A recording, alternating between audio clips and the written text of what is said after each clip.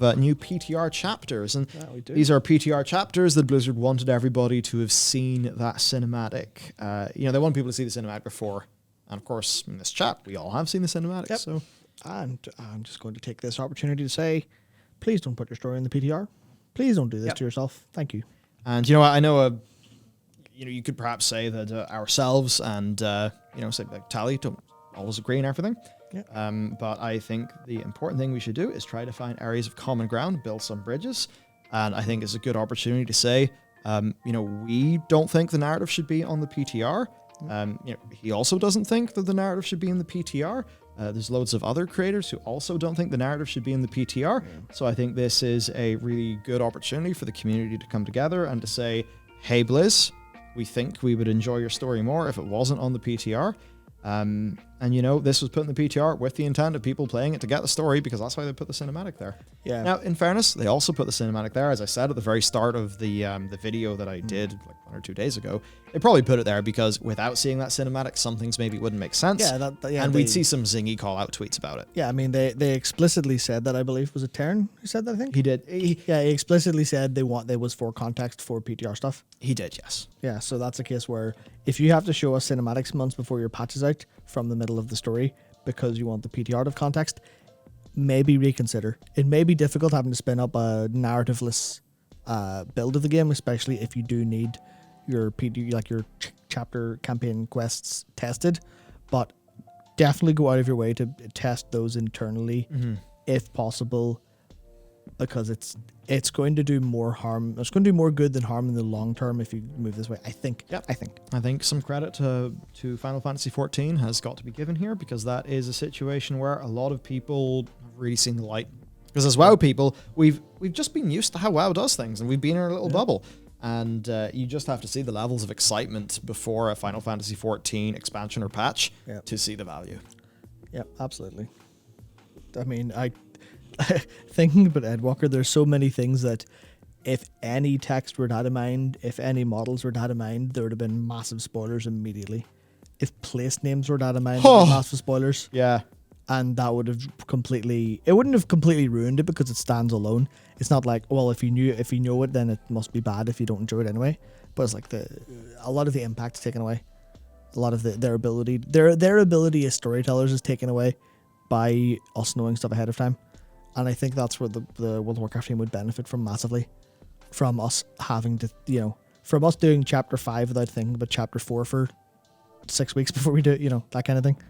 Yeah, totally. So to go into it then, look, on chapter 4, your sort of TLDR is that it opens with the Shattered Legacy cinematic, where Uther attempts to bond with Sylvanas over their shared fates caused by Arthas and Frostmourne. And this is a part of, therapist Uther basically being like, here, Sylvanas, listen, here's kind of what's happened to you. It happened to me. We both did terrible things. Yours are a lot worse than mine, though. But we've got to realize we did those things. We've got to move forward in a constructive way, because the best time to do the right thing was yesterday. The next best time is now. You can't travel back in time, this time at least, so you have to do the right thing now. Moving forward constructively. So that happens. We then come across some fragments of First One's technology, which have become attracted to an ancient translocator. It seemingly leads to the entrance of the Sepulchre of the First Ones, which of course is the new raid instance. However, the fragments fail to fully attune with the beacon, leading us to the creation catalyst, wherein we fully empower them. And here's some, some screenshots of these things going on in these, admittedly, pretty cool First Onesy environments, assembling outside the Sepulchre of the First Ones. There's Bolvar still hasn't done anything. So now we're going to learn a little bit more. So Sylvanas says, if the jailer has breached the Sepulchre, then he's a breath away from enacting his plan. Bolvar, we cannot allow that to happen. Uther, tell the others what you told me. Sylvanas, you have all witnessed the jailer's power firsthand. Without the means to resist his domination, we have no chance against him. Anduin may be the key. If we can save him from, how dare you talk of freeing him after all you've done. This is the amazing thing about having heard Lorna Bailey say so many things across so many different games. I actually heard that sentence in my head, and it's not even voiced yet. Yeah. And of course, Jaina obviously is having a reaction to this, given Sylvanas. did some pretty bad stuff. But Uther's coming in to say, hang on. Sylvanas held the Morn blade that bound him, so her presence might help us, free Anduin from the jailer's grasp. Yep. Jaina, I'll never trust her. Uther, then trust in me. Always Uther. Very well, we must prepare to enter the sepulchre and save Anduin together. Which, of course, it's quite nice to see Jaina and Uther together, obviously. Calling of Stratholme. Yep. This time they are going in to save a slightly, not a prince anymore, I suppose. But they're going to go and save they want to save another young blonde man. They want to save Arthas too. Slightly different this time. Now next then, we've got the Crown of Wills. Oh, God. So, after reforging the key to the ancient translocator that leads us to the sepulchre, we clear our way through the raid up to Anduin. We free him from the jailer's grasp. And this is the neat thing where, versus patch 9.1, I will definitely appreciate here how Blizzard are tying basically the A-plot's one big A-plot, and the raid happens in the A-plot. Yeah. And, Final Fantasy XIV does that. And, it's intersperses its trials and things, right? And that's something we really appreciate in this game. So it's nice to see Blizzard, have a little go at that. So that's definitely good. So yes, we free him from the jailer's grasp. Then we go in search of a means to resist the jailer's domination with the aid of the Primus, who explains more about domination magic and how we may go about counteracting it. So I haven't read this yet. The hope, I suppose, is we begin to understand how these things work a little bit more.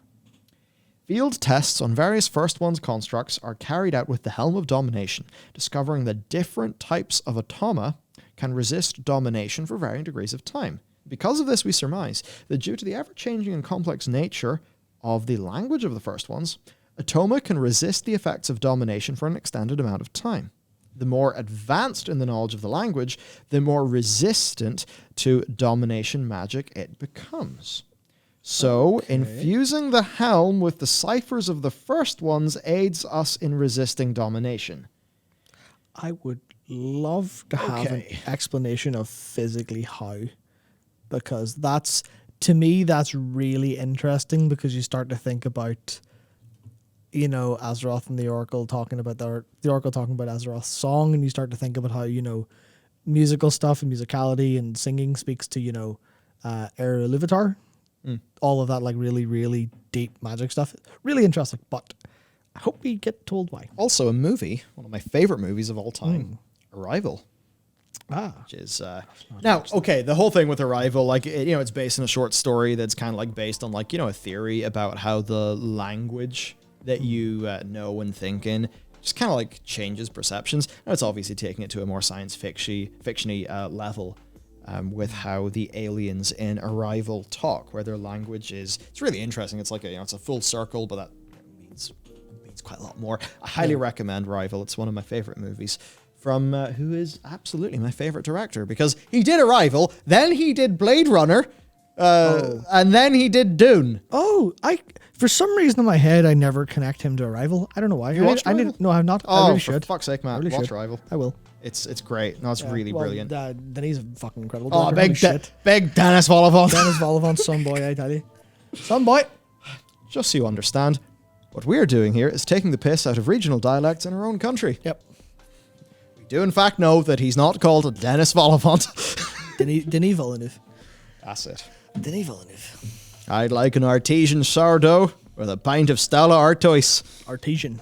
Aye. I know people who do say Stella Artois. Yeah. And only some of them say it ironically. Oh, yeah. No, but I do love the man who does pronounce it in that way. He's a good fellow indeed. Mm-hmm. Anyway. So, I bring up the movie Arrival, film Arrival, whatever, because there's a different connotation between the words film and movie. Yes. One of them sounds like more of a product. Yes, you want kinematic. Whoa. That's it. The 2-hour-long cinematic. Kinematic. Kinomatic, I guess. You want a pure, I don't know. So I don't want to spoil that movie because it is one of the greats, and I highly recommend. But it is a movie. I'm trying to think of a succinct way to explain this darn thing without spoiling things. I'll just say that language is deeply important to it, in a way that's not just like, can you understand what the other being is saying? And then, so, you know, that's really fun from that like science fiction perspective, the conceit of that movie. And as you're saying, Song of Creation, you know, you're thinking about Tolkien. Yeah. Now, of course, when it's, you know, the cipher of the first ones that goes into the big machinery and the thingy-bob, I mean, we don't exactly want to hear, you know, oh, yep, here's the accordion of Eru Iluvatar. He played a wee jig in this while he sung the universe into creation. You know, so maybe you get too technical in the song. So this is maybe a more hard sci-fi version of the Eru Iluvatar ideas. Yeah. To perhaps say. Which is, I think, has a lot of potential to be very, very cool. To be fair, I am just kind of interested in symbology and the musicality and stuff, but yeah. After seeing what you did in that Final Fantasy 14 video, analyzing the ASEAN sigils. Yeah, well, to be fair, it wasn't me did the analysis. Okay. But yeah. Okay. Well, whoever that person was, I thought it was very cool. Yeah.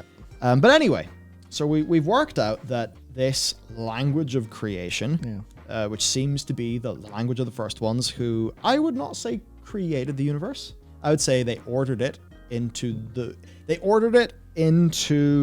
a situation where the great dark beyond the material plane was formed into existence, roughly as is described from the perspective of the authors of Chronicle Volume 1. I think it's 1 that has the creation scene. But anyway. Infusing the helm with the ciphers of the first ones will aid us in resisting domination magic. You could say, you know, domination magic is very rooted in the power of the first ones. So by being able to imbue ourselves with that power, we can resist that magic. Yeah, well, I mean, at a fundamental level, it's basically one step down logic, where if you assume origin magic is the strongest of all because it's so pure and so untainted by different variations, then, you know, almost anti-evolution. The Primus is a result of the first one, so his creation, domination magic, would be ranked lower. So you kind of go, oh, the first one's magic wins. We were playing top trumps with magic here. So, then we head to the Chamber of Reflection in Bastion, wherein other shards of the Helm of Domination are empowered by confronting our memories, the memories of those who endured and survived being dominated by the Helm, including Bolvar, Darien, Anduin, and Sylvanas. Nice. It's a really cool conceit, and in fairness, one of the cooler things about the patch 9.1, campaign is like, those scenes. Yeah. So that's cool. Those characters and people and stuff. Yeah. So then, with all the fragments of the Helm empowered, we return to the Runecarver's Chamber inside Torghast to reforge it into the Crown of Wills. That's a pretty weak name. It's a bit of a weak name, and it doesn't really look cool. It doesn't look super cool. Yeah, I guess But also, it's being compared to the Helm of Domination. Which, let's be real, is super fucking cool. Yeah, I guess my problem is that the Crown of Wills doesn't just like Helm of Domination, Crown of Wills. The musicality was not there. The poetry was not there. They should have. I suppose they can't really call it much. They can't call it the Crown of Freedom because that's a bit on the nose. They can't call it the Crown of Emancipation because that's has domination and slavery, kind of not quite the same thing in a couple of ways. So I'm gonna have to sit for a while and think what name they could have used. The Crown of Big Future Good. So the Primus. Zoval needed to dominate the Autonoma to enter the Sepulchre, yet they did not succumb immediately. If we use the Helm of Domination, we may be able to discover the source of their resistance. Tell ya. Should we use it after all the devastation it's caused? Bolvar, if we can find a way to resist domination, it is worth the risk. The Primus. Domination is akin to communication, a language, if you will. Interesting. Now. That's great. You ever seen a movie? It's not Arrival. It's 2 movies after that director's, doing. The Voice. Yeah. The Voice in Dune. Liberation, that's good, yeah. I watched Dune 1984 recently, and interesting way of doing the voice, I suppose. But I really love how Denis did it from the first person, perspective of Paul. I thought that was such a cool scene. Fuck, I love that movie. Yeah. It's that thing, right, where the voice, and look, I'm not mega versed in the Dune lore, but it seems like the voice is just able to fucking speak at this fundamental resonance that somebody else cannot help but be sort of dominated in that way. Oh, there's some other. I don't know if any of this is in token stuff because I'm not hugely read on that, but I can't believe I'm going to say this. okay, I'm not going to say it. I'm not going to sully myself by comparing it to this piece of shit. I was thinking of a book by a young person, movie I watched when I was like 10 and enjoyed. You might be able to pick it up. Rhymes with dragon. But the idea of... Do you mean Eragon? Yes, I mean Eragon Aragon. Yeah, because it had a lot of the stuff on True... It had... Aragon! I watched Aragon last year. I watched Aragon, and holy fuck. Anyway, sorry, go on ahead. Yeah, Aragon, these nuts! Fuck, that's so funny! You bastard! Oh God, these nuts.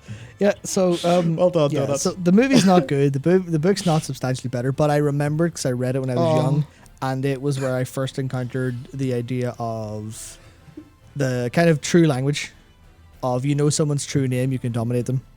You speak you speak the words of power, and power comes. It's the kind of one of those really fundamental things of symbology and names and stuff like that.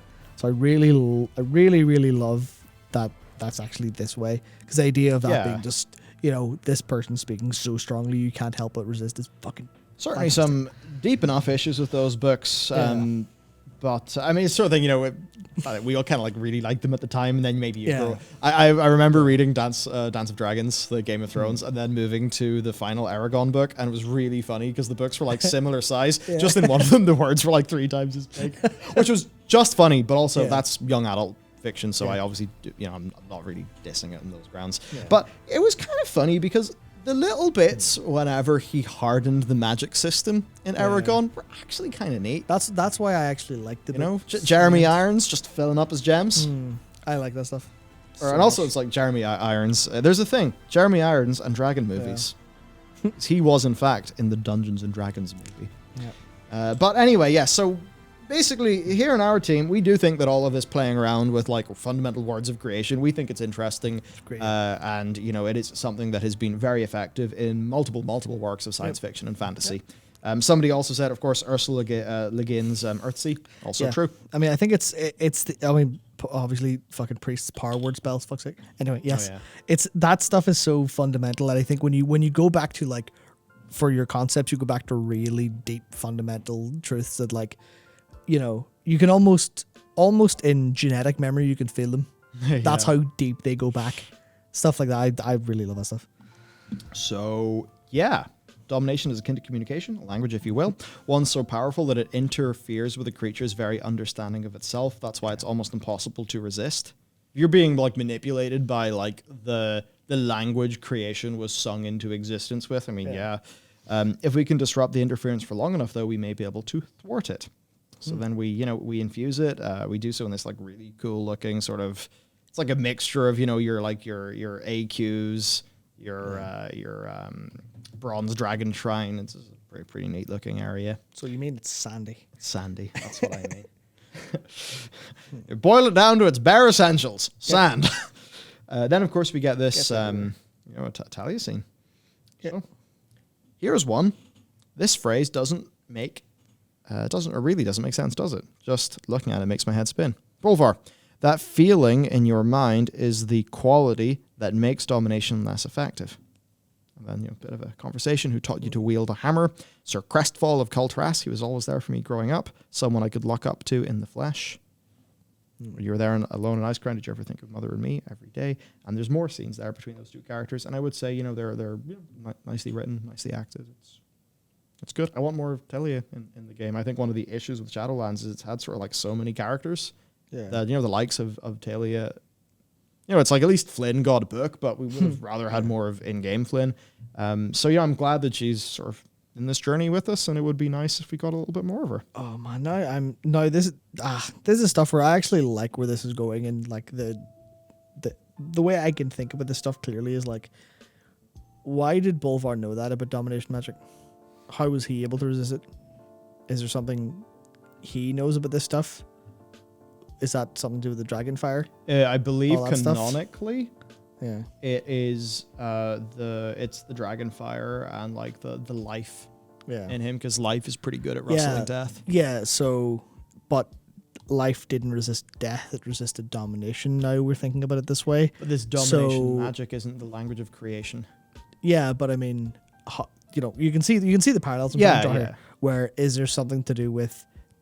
Do the dragons have some sort of deep feeling of this, and that was passed to him through that somehow? I don't know. Just thinking of cool things I could say, basically. Yeah. Then, of course, there was the, as we said in the title of the clip that came out about these lines, the ones that set the internet on fire, as people thought that this was about Zoval. At the time, we said, like, this is almost certainly Arthas, and it is. Yep. This is Sylvanas' that's from our man Lace, good man himself. I'm going to leave you for 1 second. Yeah, sure. Back for shortly. I will do the same upon your return. So, that's what it is. That is Sylvanas going over her own memories. Not about Zoval. And, of course, we got the reforging of the helm, where, all this happens, and it turns into the crown of wills, which, honestly, doesn't really look as cool. That said, it's hard to look cooler than the helm of domination, right? That's like a pretty iconic thing. So there we go. We get this scene with the Primus. It is time to remake what has been broken.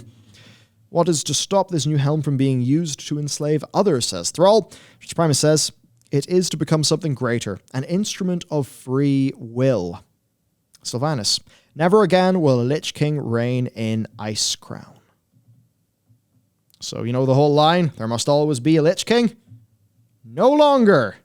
So, I don't know if this means that we're going to find housing for all the Scourge that are rampaging around Azeroth right now. Because, again, we were kind of warned, if there's no Lich King sitting in the throne, the Scourge are going to run rampant. And we sort of saw some of that happen at the start of this expansion. But, I mean, what's going on? I would like to see some more of that, I think. Chad Bolvar saying that with this reforging, our wills are our own. Talia for the future. Bane for the Shadowlands. Feel like... hey... I shouldn't complain. Bane has said something. That's more than we've been used to this expansion. Jaina for Azeroth. The Primus. This will be the end of Zoval. All we need to defeat Zoval is a new helmet. Oh, fuck. Should have done that a while ago. That's it. Imbued with the strength of those who defy domination, that which sought to bind us will be made anew. Behold the crown of wills. So I guess the crown of wills is just kind of like our big domination protector helm. Yeah, Liberation would have been a way cooler name. I see, yeah. Yep. So there you go. There's no longer going to be a Lich King after all this, which does mean Bolvar's sort of Mr. Crispy's got a job open. He's going to go back to this family. I wonder what he's going to do. I mean, Talia's going to be like, fucking hell, Dad, you need some E45 cream. Your skin's a wee bit dry there. See a dermatologist. What do we do with him? Yeah. Well, what do we do with Mr. Crispy? That's my thought. What goes on with Bolvar afterwards? Or, is he just kind of like in the... Does he go to the waiting room with Magni and Khadgar as like the expansion Oracle Lounge? Where, him, Magni, and Khadgar are just going to hang out when they're not being used by the plot. Yeah. Does Rathion show up there every now and again? Yeah. Oh, yeah. Rathion shows up to like play pranks on them. Mm. Yeah. Of course, we've got our Bolvar Telia conversation, which, you know what? I'm not going to read those out because this is more of the nice character work, and I feel like the voice actors are doing that. So there we go. Yeah. Here's the thing. As far as this goes with the setup of the Shadowlands, I don't really think we could hope for better. Yeah. It's solid enough. It's a solid enough seeming final chapter in a story that I haven't particularly resonated with personally, and I know many others feel the same. I will say there are some nice character moments, like with Talia and all of that, and one of the reasons I will say, and this is, again, Blizzard, please pay heed, one of the reasons why that scene with Talia is better is because I went around Borealis with her. Yeah. And that's why these characters, like Talia, honestly replace Jaina, replace Thrall. Let Jaina and Thrall be these larger-than-life figureheads. Yeah. Sometimes literally larger than life because they're portrayed at like 3x scale. Yeah, readability issues. Yeah. And let's have these characters like Talia and Flynn and Matthias Shaw, those characters. Because frankly, whenever they do those little moments with characters that have been established always within World of Warcraft, they've been nice. Like Thalysra's had some nice moments, and Talia's had nice moments, and Flynn's had nice moments. Runas, remember, everyone really enjoyed that. They can actually do a solid enough job when they just tell a nice wee story inside quests and establish characters like Talia. I think the problem is that all these faction leader bozos come in, just muscle, we are the big names of the Warcraft lore. We are inherently cool, therefore you will clap for us. Yeah. And to a degree, that's sometimes kind of true. Yeah, well, see Varian, you're like, cool. Yeah, but that's the problem. It's, it's overexposure, where if you think they're cool and you hang out with them, Bane should be cool. Bane sat scratching his hole in Ormos doing sweet fuck all. His only role in the expansion is to go, maybe Sylvanas shouldn't be, or should be couple. That stuff. Where otherwise, if they just showed up for like 5 minutes and sorted something major out, then we'd be like, oh, thank fuck they're here. Yeah. Thank the Lord they have arrived in time to help us at this critical moment, but we'll only see them for 5 minutes. Which would fit worse in this category, because if we're working with world-ending skill, we'd be pissed off if the greatest characters in Warcraft history weren't there to help us. But if we were just solving, like, the Defias problem, and then we just saw, like, at the end of it, Varian has to come and sort some shit out, and, obviously this literally wouldn't line up, but in an alternate universe where, Varian showed up and fought off Edwin while we sorted out some mooks, that would feel cool. Because it's like, oh, we have helped all this unfold. We understand, we've experienced this from both sides, but ultimately we're just kind of bit characters in all of it, but we get to see it unfold. Yeah. And then we would have a game all about Varian being Logosh and stuff. Or we'd have a book, but we would have a game in this ideal world that I'm trying to build. That would be a really cool way for them, just, oh, here we're going to use these sparingly because they're very, very potent characters. We're not going to have you watch the idle animations for 18, 24 months.